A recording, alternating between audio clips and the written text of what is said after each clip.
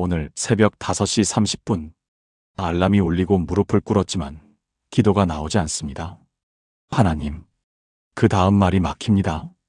어제도 그랬고 그저께도 그랬습니다. 기도 제목은 많은데 입이 열리지 않고 마음은 간절한데 말이 나오지 않습니다. 손에 든 기도 수첩에는 빼곡하게 적힌 제목들이 있습니다. 아픈 어머니, 취업 준비 중인 아들, 남편의 사업, 교회 봉사, 이웃을 위한 기도. 그런데 이상합니다. 입을 열려고 해도 한 글자도 나오지 않습니다. 혹시 여러분도 이런 경험 있으신가요? 기도하고 싶은 마음은 간절한데 정작 무릎을 꿇으면 텅 빈 느낌이 드는 그런 경험 말입니다. 사실 저도 목사이지만 그런 시간이 있었습니다. 아니, 있었다는 표현보다는 있습니다가 맞을 것 같습니다. 2년 전 가을이었습니다. 새벽 기도회를 인도해야 하는데 제 기도가 막혀 있었습니다. 기도실 문을 열고 들어갔지만 무릎을 꿇는 순간 막막함이 밀려왔습니다. 뭐라고 시작하지? 어떤 말로 기도하지? 입을 열려고 해도 말이 나오지 않았습니다. 기도 제목을 적어놓은 수첩을 펼쳤지만 그 단어들조차 공허하게 느껴졌습니다. 목사인 제가 기도가 막혔다는 사실이 부끄러웠습니다. 내가 무슨 자격으로 성도들을 인도하나. 그런 생각에 더 입이 안 떨어지더군요. 그런데 바로 그날 오후 놀라운 일이 일어났습니다. 한 권사님이 상담을 요청하셨습니다. 70대 후반의 그 권사님은 40년 넘게 신앙생활을 하신 분이었습니다. 사무실 문을 열고 들어오신 순간 그분의 눈에 눈물이 가득한 것을 보았습니다. 목사님, 저 기도가 3개월째 막혀 있어요. 그분의 목소리가 떨리고 있었습니다. 무릎 꿇고 앉아도 아무 말도 나오지 않아요. 성경을 펼쳐도 마음에 닿지 않고 찬양을 불러도 공허해요. 밤마다 잠을 이루지 못하고 고민합니다. 하나님이 저를 버리신 것 같아요. 그 순간 저는 깨달았습니다. 기도가 막히는 것은 저만의 문제가 아니라는 것을.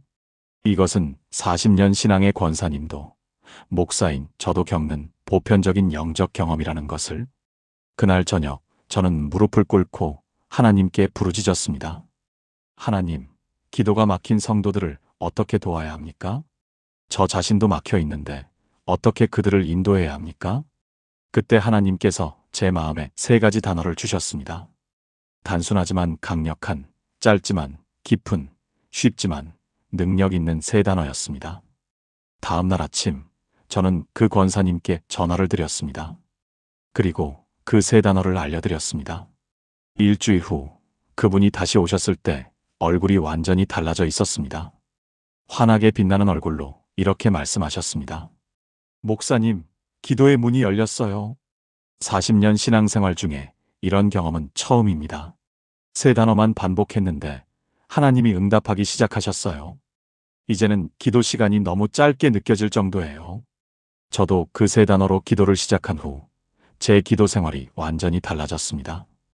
오늘 여러분께 바로 그 3가지 단어를 나누려고 합니다. 복잡한 신학 이론이 아닙니다. 거창한 기도 방법도 아닙니다. 그저 성경에 나오는 하나님이 기뻐하시는 기도의 문을 여는 3가지 단어입니다. 이 3단어가 여러분의 막힌 기도를 다시 살려낼 것입니다. 기도가 막혔을 때 가장 먼저 해야 할 것이 있습니다. 상황을 바꾸려고 애쓰지 마세요. 먼저 감사합니다라고 고백하세요. 목사님, 아무것도 해결되지 않았는데 무엇을 감사합니까? 바로 그래서 더 강력한 것입니다. 데살로니가전서 5장 18절 말씀입니다. 범사에 감사하라. 이것이 그리스도 예수 안에서 너희를 향하신 하나님의 뜻이니라. 범사에 감사하라는 것은 모든 일이 다 좋아서 감사하라는 뜻이 아닙니다. 모든 일 가운데서 심지어 어려움 가운데서도 감사할 제목을 찾으라는 뜻입니다. 감사는 단순한 감정 표현이 아닙니다. 감사는 믿음의 고백입니다. 아직 보이지 않지만 하나님이 일하고 계심을 믿는 선포입니다.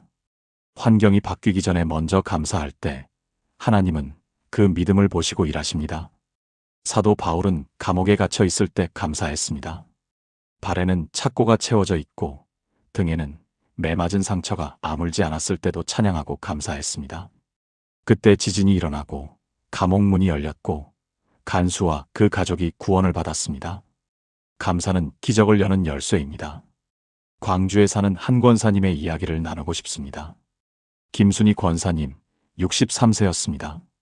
남편 박철수 집사님이 20년간 알코올 중독으로 고생하고 계셨습니다. 매일 밤 술을 마시고 들어와 소리를 지르고 가정은 날마다 전쟁터였습니다. 권사님은 20년 동안 기도했습니다. 새벽 기도, 금식 기도, 철야 기도. 그런데 남편은 전혀 변하지 않았습니다. 오히려 시간이 갈수록 더 심해졌습니다. 2년 전 어느 날 권사님은 기도를 포기했습니다. 하나님, 저는 이제 더 이상 기도할 수 없습니다. 20년을 기도했는데 아무 변화가 없습니다. 무릎을 꿇으려고 해도 입이 열리지 않았습니다. 기도 제목을 생각하면 원망과 분노만 올라왔습니다.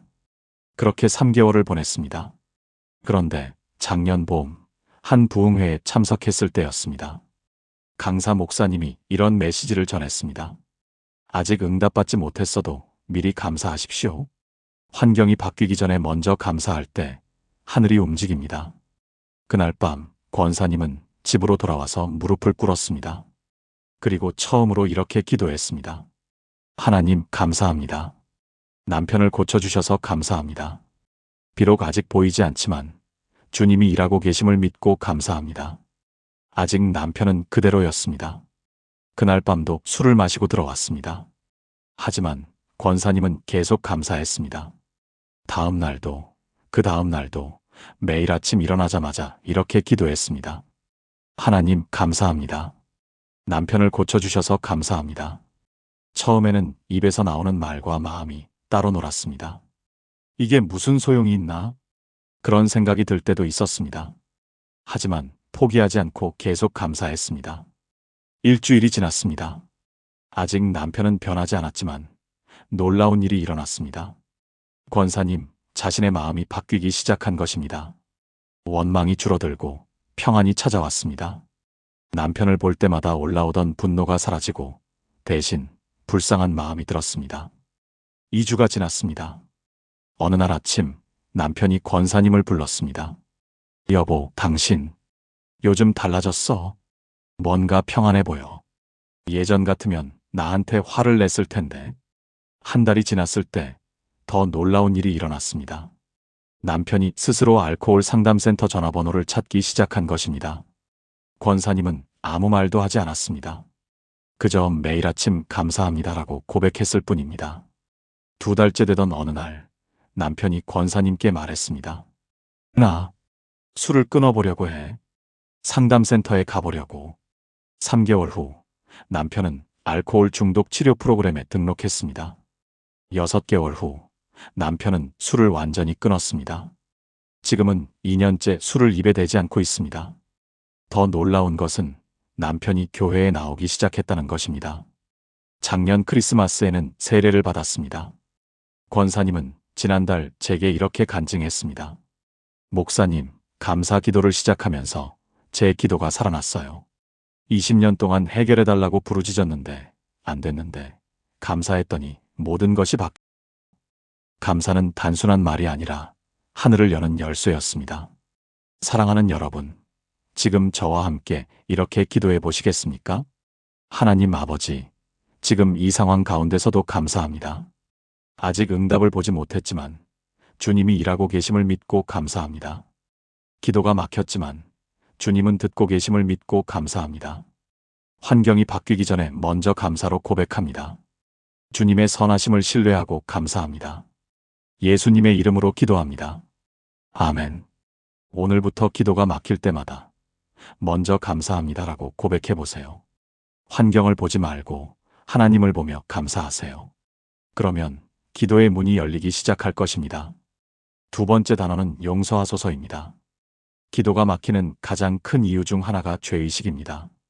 양심의 가책, 죄책감, 수치심이 우리와 하나님 사이를 가로막습니다. 그것을 내려놓아야 합니다. 요한 1서 1장 9절 말씀입니다. 만일 우리가 우리 죄를 자백하면 그는 미쁘시고 의로우사 우리 죄를 사하시며 우리를 모든 불의에서 깨끗하게 하실 것이요. 이 말씀의 핵심은 자백하면입니다. 숨기지 말고 변명하지 말고 그냥 솔직하게 고백하는 것입니다. 하나님, 제가 죄를 지었습니다. 용서하소서. 복잡하게 설명할 필요 없습니다. 길게 변명할 필요 없습니다. 그저 단순하게, 진실하게 용서하소서면 됩니다. 다윗은 밧세바와 간음한 후 기도가 완전히 막혔습니다. 시편 51편을 보면 그의 고통이 느껴집니다. 내 죄가 항상 내 앞에 있나이다. 주의 성령을 내게서 거두지 마시며 구원의 즐거움을 내게 회복시켜 주시고. 다윗은 죄를 숨기려고 하는 동안 고통받았습니다. 하지만 나단 선지자 앞에서 내가 여호와께 죄를 범하였노라고 고백한 순간 모든 것이 바뀌었습니다. 용서받은 자만이 자유롭게 기도할 수 있습니다. 서울 강남에 사는 이현주 집사님의 이야기입니다. 45세 대기업 부장으로 일하고 계셨습니다. 20년간 신앙생활을 해온 중직자였습니다. 그런데 2년 전 직장에서 큰 실수를 했습니다. 승진을 위해 동료를 비방하는 거짓말을 퍼뜨렸습니다. 결과적으로 그 동료는 좌천되었고 집사님은 원하던 부장 자리를 얻었습니다. 처음에는 이 정도는 괜찮아. 다들 이렇게 하는 거야 라고 생각했습니다. 하지만 시간이 갈수록 양심의 가책이 밀려왔습니다. 특히 교회에서 기도할 때가 가장 힘들었습니다. 무릎을 꿇으면 그 동료의 얼굴이 떠올랐습니다. 성경을 펼치면 거짓 증인을 세우지 말라는 말씀이 눈에 들어왔습니다. 찬양을 부르려고 해도 입이 열리지 않았습니다. 내가 무슨 자격으로? 그렇게 기도가 막혔습니다. 새벽 기도회에 나가도 그저 시간만 채우고 돌아왔습니다. 6개월이 지났습니다. 집사님은 점점 더 고통스러워졌습니다. 밤마다 잠을 이루지 못했고 우울증 증세까지 나타났습니다. 직장에서는 승진했지만 영혼은 죽어가고 있었습니다. 어느 주일 설교 말씀이 가슴을 찔렀습니다. 숨긴 죄는 썩지만 고백한 죄는 사함받습니다. 그날 밤 집사님은 혼자 방에 들어가 무릎을 꿇었습니다. 그리고 처음으로 솔직하게 고백했습니다. 하나님, 제가 죄를 지었습니다. 거짓말로 동료를 해쳤습니다.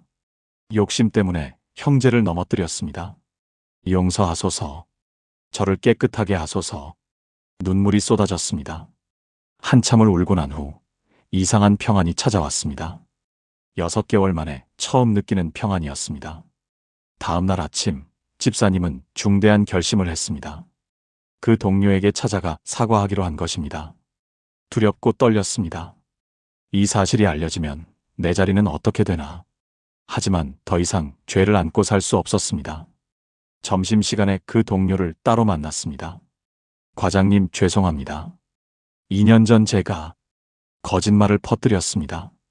제 욕심 때문에 과장님을 해쳤습니다. 용서해 주십시오. 동료는 놀란 표정으로 집사님을 바라봤습니다. 한참 침묵이 흘렀습니다. 그리고 동료가 입을 열었습니다.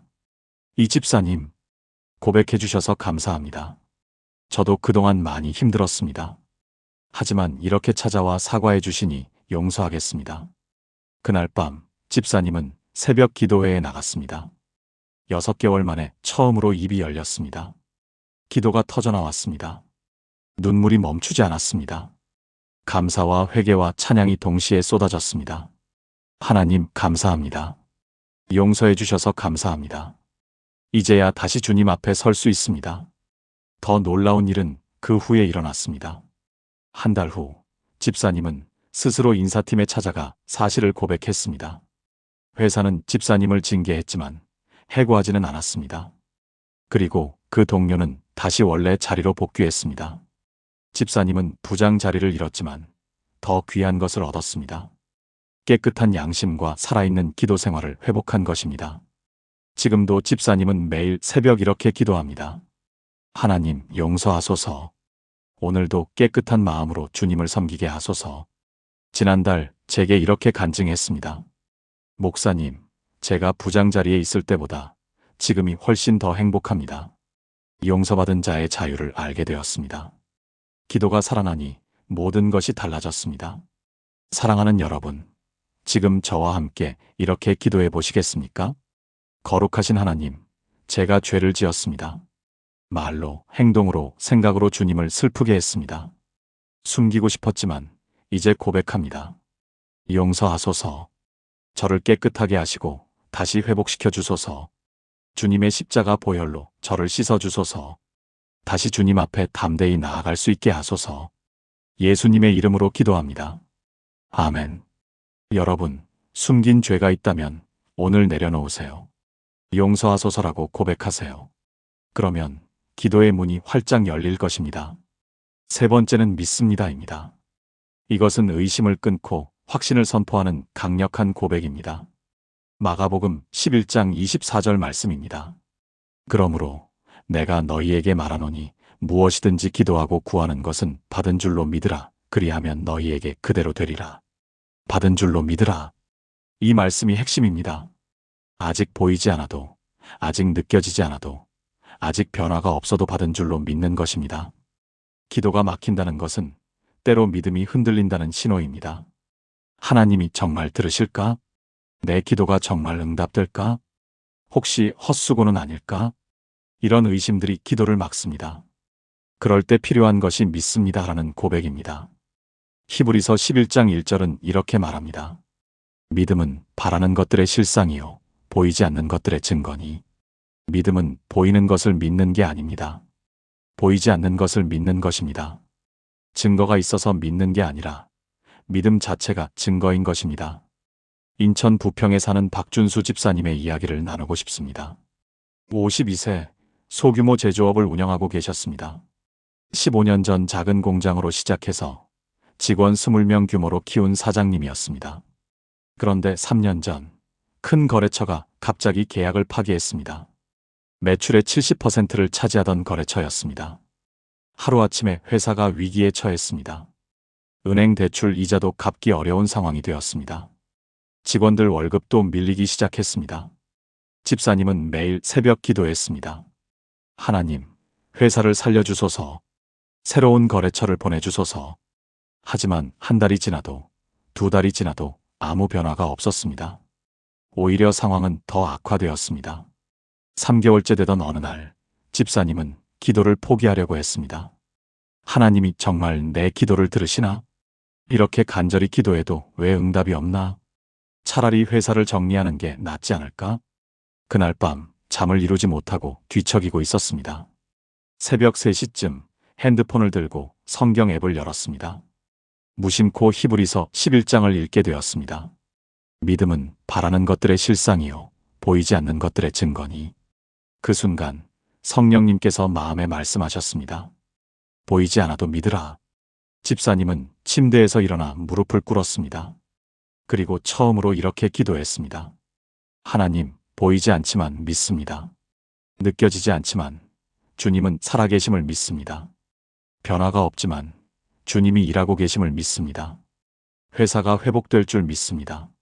새로운 거래처가 생길 줄 믿습니다. 직원들에게 월급을 줄 수 있게 될 줄 믿습니다. 이상한 일이 일어났습니다.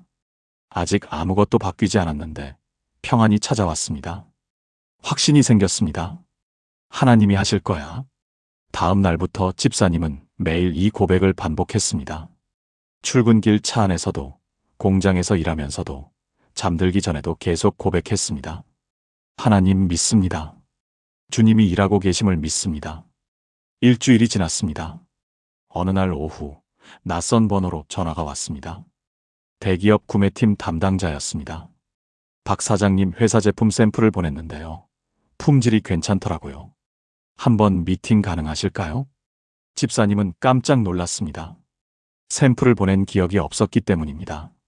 나중에 알고 보니 한 직원이 1년 전 박람회에서 명함을 받아 샘플을 보냈는데 그것이 이제야 검토되었던 것입니다. 2주 후 미팅이 성사되었습니다. 한 달 후 그 대기업과 공급 계약을 맺었습니다. 이전 거래처보다 더 큰 규모였습니다. 3개월 후 회사는 완전히 안정을 찾았습니다. 밀린 월급을 다 지급했고 은행 대출도 상환하기 시작했습니다. 6개월 후 직원을 5명 더 채용했습니다. 1년 후 공장을 확장했습니다. 지금은 직원이 35명으로 늘었고 매출도 예전의 2배가 되었습니다. 집사님은 지금도 매일 아침 이렇게 기도합니다. 하나님 믿습니다. 오늘도 주님이 함께 하심을 믿습니다. 지난주 제게 이렇게 간증했습니다. 목사님, 믿습니다라는 고백이 제 인생을 바꿨습니다. 환경을 보면 절망이었지만 하나님을 보며 믿음을 고백했더니 기적이 일어났습니다. 기도가 막혔을 때 믿음을 선포하니까 기도가 다시 살아났습니다. 이제는 어떤 상황에서도 믿습니다라고 먼저 고백합니다. 사랑하는 여러분, 지금 저와 함께 이렇게 기도해 보시겠습니까? 하나님, 보이지 않아도 믿습니다. 느껴지지 않아도 주님은 살아계심을 믿습니다. 응답이 더디지만 주님의 때가 있음을 믿습니다. 지금 이 상황 가운데서도 주님이 일하고 계심을 믿습니다. 주님의 약속은 신실하심을 믿습니다. 반드시 응답하실 줄 믿습니다. 주님은 나를 버리지 않으심을 믿습니다. 끝까지 나와 함께 하심을 믿습니다. 예수님의 이름으로 기도합니다. 아멘. 여러분, 의심이 올라올 때마다 믿습니다라고 선포하세요. 보이지 않아도, 느껴지지 않아도, 변화가 없어도 계속 고백하세요. 그러면 산이 움직이고 바다가 갈라지고 기적이 일어날 것입니다. 그리고 무엇보다 여러분의 기도가 다시 살아날 것입니다. 지금까지 나눈 3가지 단어를 하나의 기도로 드리겠습니다. 함께 기도하시겠습니까? 전능하신 하나님 아버지, 오늘 주신 3가지 단어를 감사드립니다. 감사합니다. 용서하소서, 믿습니다. 이 단순하지만 강력한 3단어가 저의 막힌 기도를 다시 살려냈습니다. 이제 저는 고백합니다. 감사합니다. 모든 것이 주님의 은혜입니다. 아직 응답받지 못한 것들도, 아직 해결되지 않은 문제들도 주님의 선하신 계획 가운데 있음을 믿고 감사합니다. 환경이 바뀌기 전에 먼저 감사로 고백합니다. 용서하소서. 제가 지은 모든 죄를 용서하소서. 말로, 행동으로, 생각으로 주님을 슬프게 한 모든 것을 용서하소서. 숨기고 싶었던 죄, 감추고 싶었던 허물, 모두 주님의 십자가, 보혈로 씻어주소서. 깨끗한 마음과 정직한 영을 다시 창조하소서. 믿습니다. 보이지 않아도 믿습니다. 느껴지지 않아도 믿습니다. 응답이 더디지만 주님의 때가 있음을 믿습니다. 주님은 신실하시고 주님의 약속은 변하지 않으며 주님은 나를 결코 버리지 않으심을 믿습니다. 지금 이 순간에도 주님이 일하고 계심을 믿습니다. 하나님 아버지, 이 3단어로 매일 기도하게 하소서.